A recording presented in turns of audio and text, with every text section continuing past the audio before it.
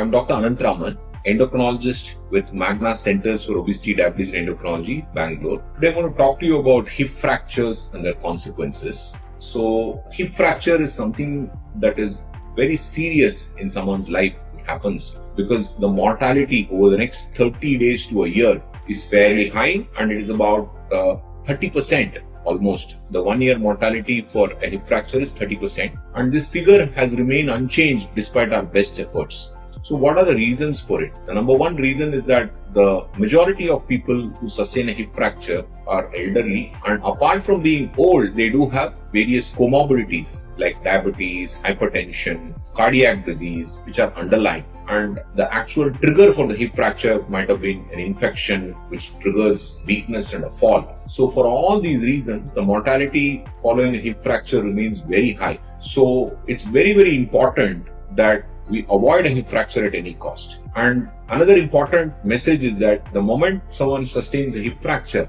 there is a high risk of problems immediately afterwards due to immobilization or the patient lying down on the bed at all times. This causes things like bed sores and deep vein thrombosis, which again increase the morbidity and suffering of the individual. But again, we need to focus on prevention of hip fractures, because the cost of hip fracture is very high and the impact on short-term quality of life is very, very adverse. So we would like to prevent as many hip fractures as possible.